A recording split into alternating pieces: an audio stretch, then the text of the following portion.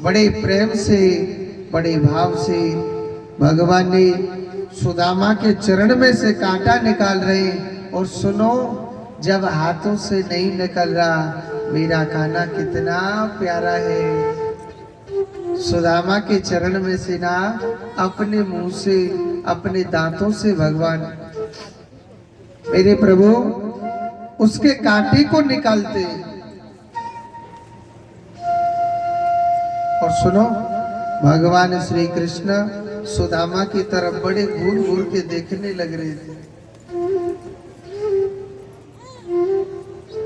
बड़ा घूर घूर करके देखने लग रहे थे वो।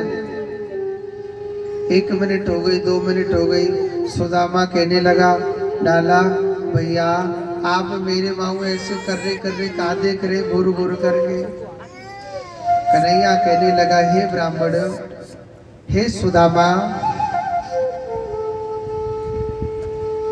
मैं आपकी तरफ ऐसे जो घूर घूर के देख रहा हूं ना, मैं आपसे मित्रता करना चाहता हूं। क्या आप मुझसे मित्रता करोगे क्या?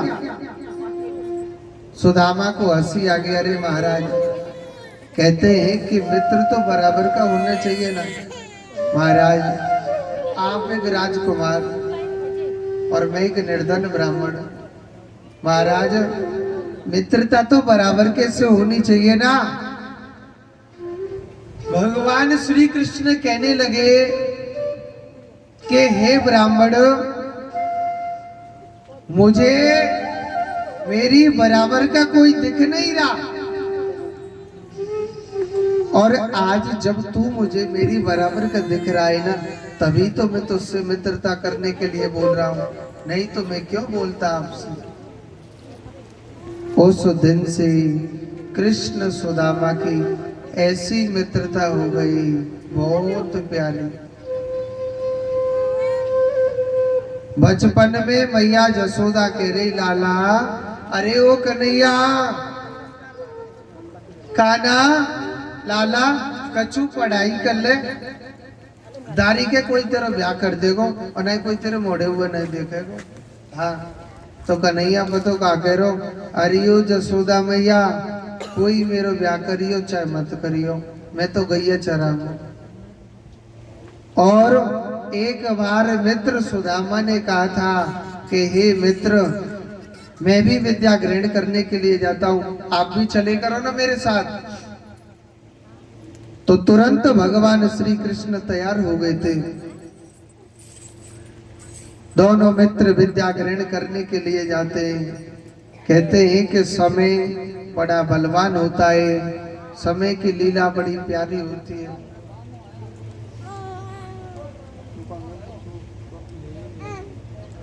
कुछ भक्तों को निद्रा देवी सता रही दिखे, है ना।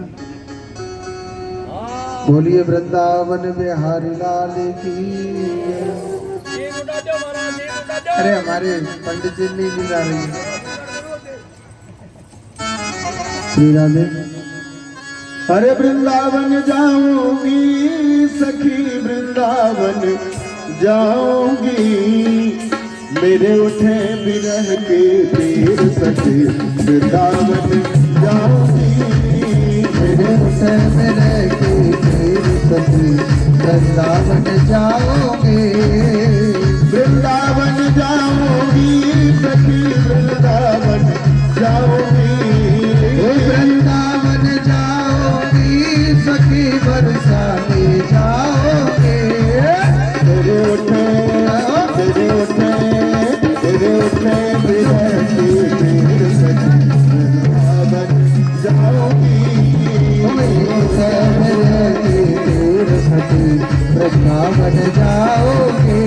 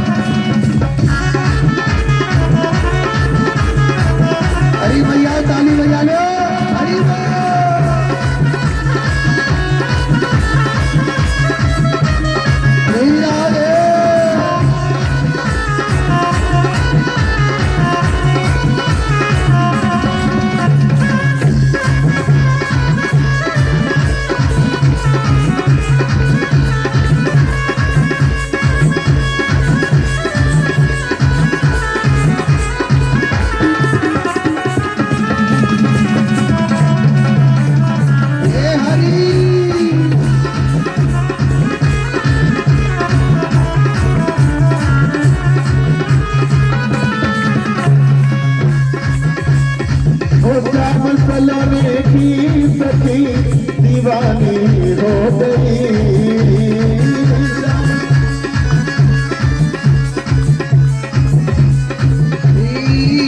ओ श्याम सलोने की सखी दीवानी हो गई।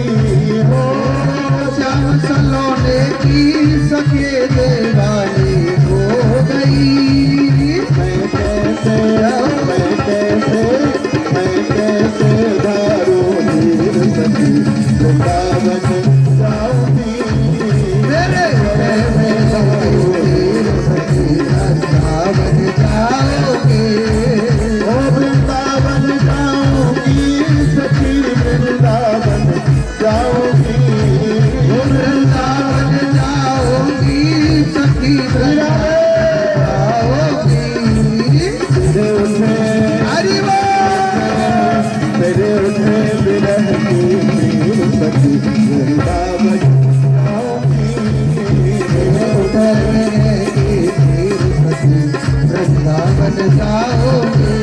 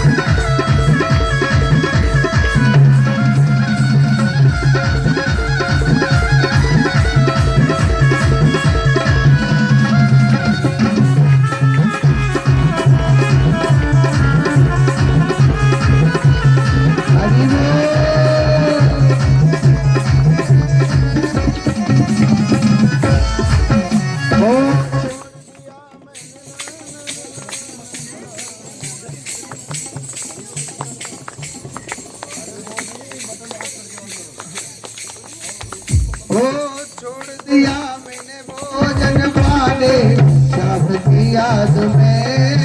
ओ छोड़ दिया मैंने भोजन पानी श्याम की याद में। छोड़ दिया मैंने भोजन पाने श्याम की याद में। तेरे नैनन बरसे नीर सखी वृंदावन जाऊंगी।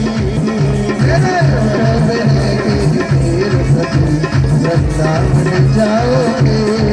ओ वृंदावन जाऊंगी सखी वृंदावन जाऊंगी। वृंदावन जाओगी सखी बरसाने जाओगे। मेरे उठे विरह की पीर सखी वृंदावन जाऊंगी। मेरे उठे विरह की पीर सखी वृंदावन जाओगे।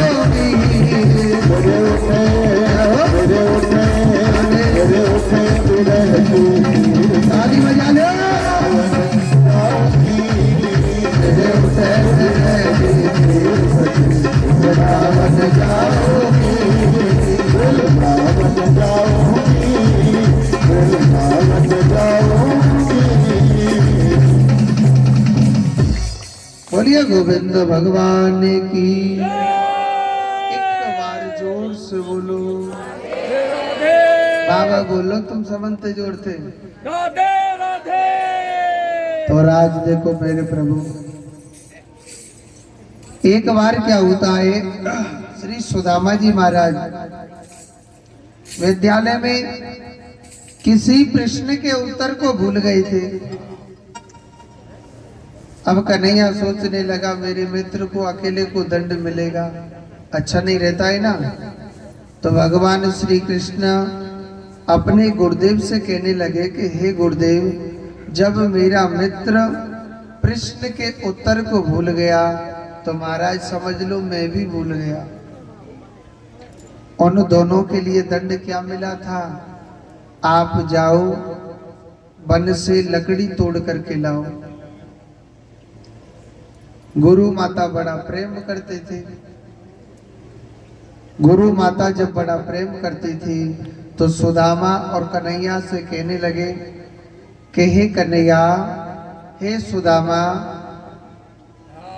आप जाओ और वन से लकड़ी तोड़ करके लाना। आप वन से लकड़ी तोड़ करके लेके आना, आप जाओ। आज कृष्ण सुदामा बियाबान जंगल में लकड़ी तोड़ने के लिए जा रहे हैं। गुरु माता ने थोड़े से गुड़ चना दे दिए थे। अब देखो ठंडी ठंडी हवा चल रही थी, बड़ा सुंदर मौसम हो रहा था और कृष्ण सुदामा बियाबान जंगल में लकड़ी तोड़ने के लिए जा रहे हैं।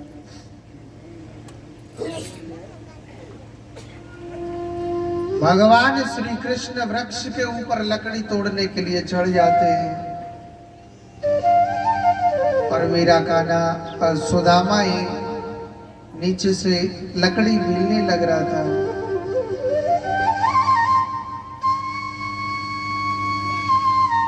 जब ठंडा ठंडा मौसम था, ठंडी ठंडी हवा चल रही, तो सुदामा को ना भूख लगी आई। सुदामा जी महाराज अपने हिस्सा के गुड़ चनाओं को खा लेते, मगर सुदामा की ना भूख नहीं बुझी थी, पेट नहीं भरा था। अब पेट नहीं भरा तो सुदामा सोचने लगा, भैया कान्हा माखन मिश्री का खाने वाला, कहाँ सूखे चने चबावे। तो सुदामा जी महाराज भगवान श्री कृष्ण के हिस्सा के गुड़ चनाओं को खाने लग रहे थे। भगवान इशारा भी मारने लग रहे। भगवान श्री कृष्ण कहने लगे कि मेरे मित्र सुदामा, लाला भैया, एक कटर कटर की आवाज कहां आ रही है? लाला भैया, ये कटर कटर की आवाज कहां आ रही है?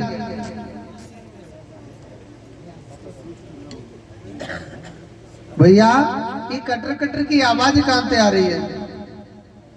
सुदामा कह रो, लाला ठंड के मारे दांत बज रहे मेरे, जोड़ते जाड़ों पर रहो। कन्हैया कह रो, भैया मोह अंदाज ऐसा लगे तो कछु ज्यादा ही जोड़ते जाड़ो लग रो थी।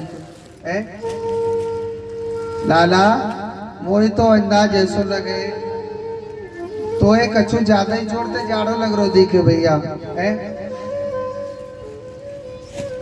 चलो ठीक है। भगवान ने फिर भी कुछ नहीं कहा। सुदामा ने जब गुड़ चना खा लिए थे, भगवान श्री कृष्ण वृक्ष के ऊपर से नीचे उतरे आए। भगवान श्री कृष्ण कहने लगे सुदामा से कि भैया मुझे बड़ी जोर से भूख लग रही है, हमारी जो गुरु माता ने जो गुड़ चना दिए उनको निकालो ना भैया, हम खा लेते। देखो सुदामा ऐसा ब्राह्मण था कि वो झूठ नहीं बोलता था कभी। कहने लगा कि कान्हा, जो गुरु माता ने गुड़ चना दिए भैया उनको तो मैं खा गया, वन अपने हिस्सा तो खाएगो, मेरे तो दे वन के मैं तेरे हिस्सा को भी खा गया। तो यहाँ पर बहुत लोग कहते हैं कि भगवान श्री कृष्ण ने सुदामा को श्राप दे दिया था। सुदामा के लिए श्राप नहीं दिया था। एक बात सोच करके सोचो, भगवान भूखे को भोजन देते हैं, प्यासे को पानी देते हैं, निर्धन को धन देते, इतना बड़ा यार जिससे इतना प्रेम करता था बहुत ज्यादा, एक पल नहीं रह सकता, थोड़े से भोजन के पीछे वो श्राप दे देगा। ये किशोरी राधा रानी का श्राप था। किशोरी राधा मेरे कान्हा से बहुत प्रेम करते थे। अगर कान्हा एक पल के लिए राधा से दूर होता था, राधा ऐसे पागलों की तरह बैठे रहते, मेरा श्याम कब आएगा, मेरा श्याम कब आएगा, ऐसे पागलों की तरह हो जाते थे। तो सुदामा जी महाराज कहने लगे कि हे किशोरी राधा रानी, आप कान्हा से इतना प्रेम करते हो, अगर कन्हैया आपसे कुछ पलों के लिए दूर हो गया तो आप तो कान्हा के बगैर जी नहीं पाओगे। किशोरी राधा रानी कहने लगी कि हे सुदामा, तुझे पता है कि जब कान्हा मुझसे कुछ पलों के लिए दूर हो जाता है तो मैं कितनी पागल हो जाती हूँ। तू मेरे प्रेम की भाषा नहीं समझेगा। मगर सुदामा, आप भी कन्हैया से बहुत प्रेम करते हो। एक वक्त आपके जीवन में ऐसा आएगा कि आप भगवान श्री कृष्ण से दूर हो जाओगे, तब आपको पता चलेगा कि कृष्ण से बिछड़ने का दुख क्या होता है। वो समय आज सुदामा के जीवन में आ गया। जब से कन्हैया छोड़ के गया है, कान्हा इतना प्रेम करता था कान्हा को सुदामा। सुदामा भगवान से बहुत प्रेम करता था। जब से कृष्ण गया है, जब से गोविंद गया है, एकदम बेसहारा हो गया। भगवान गए तो गरीबी ने भी परीक्षा ली थी उसकी। हम लोग कहते हैं गरीबी गरीबी गरीबी गरीबी, किसको कहते हैं गरीबी? मैं गरीबी के ऊपर एक बात बताता हूँ, अमीरी और गरीबी के ऊपर। एकादशी का व्रत कौन कौन रहते, थोड़ा हाथ ऊपर करके बताएं। 11 का व्रत कौन कौन रहते? सब रहते। मैं आपको एक 11 की कथा सुनाता हूँ। जब एकादशी आया करे, आप इस कथा को सबको सुनाना। ये 11 कौन है, ये 11 का व्रत क्यों रहा जाता है, 11 का व्रत क्यों रहा जाता है? कथा अच्छी लगे ग्रहण करना, और नहीं अच्छी लगे मेरी कथा को मुझको दे देना। पहले जोर से बोलो राधे राधे। लाडनू वालों ने तो सुन रखी है ना? पढ़ने का भूल रह रही हो तो फिर दोबारा से बता रहा हूं। देखो, एकादशी और द्वादशी ये दोनों बहन बहन थी। कौन कौन? एकादशी और द्वादशी। गांव की भाषा में भी कह देते 11 और 12। 11 कह लो या एकादशी कह लो, एक ही बात है। 12 कह लो या द्वादशी कह लो, एक ही बात है। तो 11 और 12 ये दोनों बहन बहन थी। मगर एकादशी के पास ना जो ये धन वैभव है ना, ये अच्छा था। मगर एकादशी को अभिमान बहुत था इस धन का, पैसे का।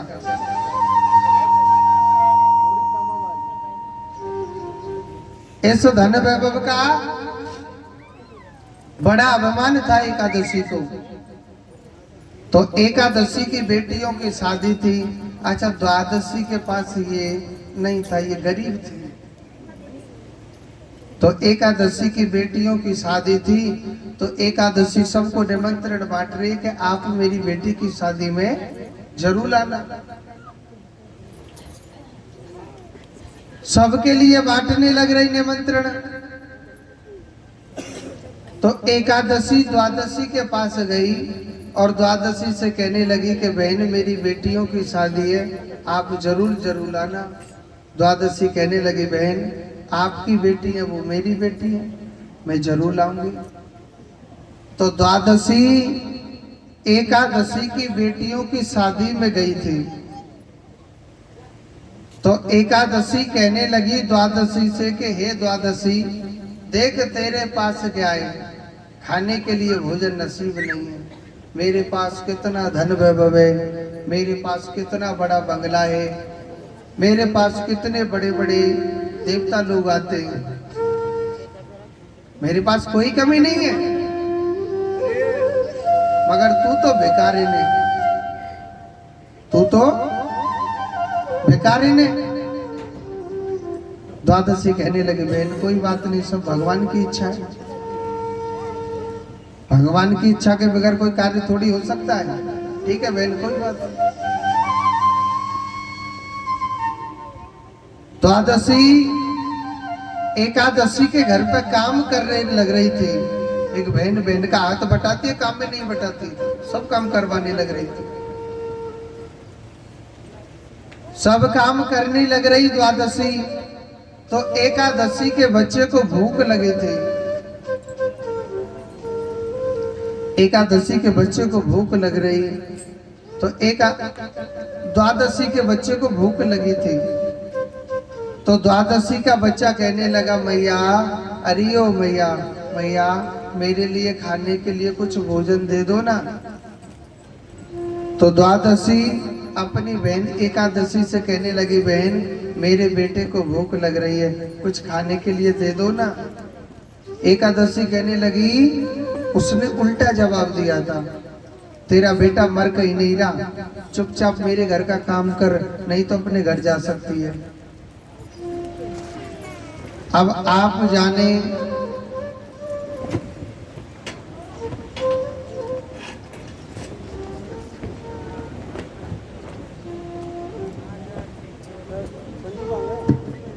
संजू भैया हमारी आवाज सुन रहे पंडाल में आए। तूफान भी खूब आ रहा 2 दिन आते हैं, पर अब यहाँ पर तो तूफान चलता ही रहता है 24 घंटे। जोर से बोलो राधे राधे। अब एकादशी कहने लगी तेरा बेटा मर कहीं नहीं रहा, चुपचाप मेरे घर का काम कर, नहीं तो अपने घर जा सकती है। मगर द्वादशी ने बेचारी ने कुछ नहीं बोला। अब आप जाने बच्चे को भूख लग आई तो लग गई, उसे तो माँ चाहे कहीं से भी लेकर के आ, मगर खाने के लिए भोजन चाहिए। तो द्वादशी ने क्या किया, किसी पड़ोसन के घर गई और कहने लगी उस पड़ोसन से कि बहन मेरे बच्चे को खाने के लिए थोड़ा सा भोजन दे दो ना। बहन मेरे बच्चे के लिए खाने के लिए थोड़ा सा भोजन दे दो ना। पड़ोसी ने थोड़ा टेढ़ा जवाब दिया। देखो इस कथा को बड़े ध्यान से सुनेंगे आप, इसका निचोड़ क्या आता है। पड़ोसी ने कहने लगी कि बहन तेरी बहन के घर में इतना बड़ा फंक्शन हो रहा है, इतना बड़ा कार्यक्रम हो रहा है, तेरी इज्जत नहीं करी क्या है? तेरी इज्जत नहीं करी क्या? तो द्वादशी ने झूठ का सहारा लिया था। किसने? द्वादशी ने झूठ का सहारा लिया। नहीं बहन फंक्शन तो हो रहा है, बात ये नहीं है, इज्जत तो करिए मेरी, मगर मेरा बच्चा ना पकवान नहीं खाता है, इस कारण ना मैं आपके घर पर रोटी मांगने के लिए आई हूँ। पड़ोसी ने रोटी खिला दी। आप जानते हैं जब शादी हो जाती है, जो भी लड्डू पेड़ा बर्फी जो भी कुछ बनाते हैं, जो भी खाने का जो पदार्थ बनाते हैं, लास्ट में जो बचता है तो थोड़ा थोड़ा सा सबको देते हैं ना। आपकी तरफ वो कहते हैं ना, वो लामड़ा कहते, क्या कहते हैं, लामड़ा है ना, हाँ हमारे यहाँ पत्तिल देना कहते हैं। तो लामना, लावना कहते, क्या कहते हैं, नाम नहीं निकल रहा, जो भी है, लावना के पड़ा। तो जो भी कहते हैं हमारे यहाँ पत्तिल देना कहते हैं, आप समझ जाइए। तो सबके लिए जो पत्तिल देते हैं, पेट किसी का नहीं भरता है। इससे क्या होता है कि हमारा एक सम्मान माना जाता है। हम फलाने की शादी में गए, हमने आपको प्रसाद दिया यानी सम्मान करके भेजा। तो सबके लिए एकादशी ने प्रसाद लावड़ा देकर के भेजा था। द्वादशी कहने लगी, बहन आपकी बेटियों की शादी हो गई, एकादशी अगर आपकी आज्ञा हो तो मैं भी अपने घर चले जाऊं। एकादशी कहने लगी, तुझे रोक किसने रखा है? जा अपने घर। अरे तुझे किसने रोक रखा है? यानी एकादशी ने द्वादशी के लिए लामड़ा तक नहीं दिया था। मगर कहते सबको मेरा प्रभु देखता है। जब द्वादशी बेचारी उदास होकर के जा रही है, क्योंकि कुछ प्रसाद तक नहीं दिया था, इज्जत नहीं करी थी। रास्ते में क्या होता है, भगवान विष्णु एक साधु का रूप बना के बैठे थे। जब द्वादशी सामने से निकल के जा रही, विष्णु भगवान कहने लगे, अरियो मैया, मैया अरियो मैया। मैया अपनी बहन की बेटियों की शादी में से आ रही है। मैया कछु ना कछु लड्डू पेड़ा लाई होगी खाने के लिए, मैया मेरे लिए दे दो ना। तो द्वादशी ने भगवान से झूठ बोली थी। द्वादशी ने ये नहीं कहा कि बाबा मेरी एकादशी ने बिल्कुल इज्जत नहीं करी, ऐसे नहीं बोला था। द्वादशी कहने लगी, बाबा अरे ओ बाबा मैं ना थोड़ा जल्दी में आ गई, उनको भूल ही आई हो बाबा। आपके मैं आऊंगी ना तब तुम्हारे लिए बाबा जरूर लड्डू पेड़ा लेकर के आऊंगी। मगर भगवान तो घट घट वासी है, भगवान तो सब कुछ जानते हैं। भगवान कहने लगे, मैया तेने हमारे का लड्डू पेड़ा तो दिए नहीं, चल ठीक है मैया मैं तेरे लिए कुछ देता हूँ। तो वहीं से थोड़ी सी मिट्टी उठाई और माटी के ना 2 लड्डू बना दिए थे। मिट्टी को ऐसे दबा के लड्डू बना देते। मैया मैं तेरे लिए प्रसाद दे रहा हूँ, तो मिट्टी के 2 लड्डू दे दिए थे द्वादशी के लिए। द्वादशी अपने झोला में रख करके अपने बैग में रखी, अपने घर पर आ गई। द्वादशी का पति आया, कहने लगा तेरी बहन ने कुछ दिया है खाने के लिए, कैसे ही भगा दिया। अब वो बेचारी क्या बोले, कहने लगी अपने आप दरवाजा खोल के देख लो कमरे में, जब उनको बैग खाली मिलेगा तो वो समझ जाएंगे। द्वादशी के पति ने अब जैसे ही कमरे का दरवाजा खोला था तो उसके कमरे में हर प्रकार का भोजन भरा हुआ है। धन सोना चांदी 56 प्रकार की मिठाई तक रखी है। द्वादशी का पति कहने लगा, हे द्वादशी तेरी बहन ने इतना दिया है तुझे? द्वादशी सोच रही मेरी बहन है, घर में जाकर के देखा तो सचमुच भरा हुआ था सब कुछ। तुरंत द्वादशी समझ गई कि जो संत के रूप में बैठा हुआ था, जिसने मिट्टी के 2 लड्डू दिए थे, वो स्वयं भगवान है। भगवान ने मेरी भी सुनी है। तो द्वादशी बड़ी खुश हुई। मगर कहते हैं वक्त का कोई पता नहीं होता। आज अमीरी है तो कल गरीबी आएगी, और तुम पे आज गरीबी आई है, कल अमीरी भी जरूर आएगी। सदा समय किसी का एक जैसा नहीं होता है जी। वक्त को पलटने में देर नहीं लगती है। ये आपने भी बहुत नेत्रों से देखा होगा अपने से। द्वादशी सोचने लगी मेरी भी बेटी शादी के योग हो गई है, मैं भी अपनी बेटियों की शादी कर लेती हूँ, कल क्या पता जन गरीबी आवे जन अमीरी आवे।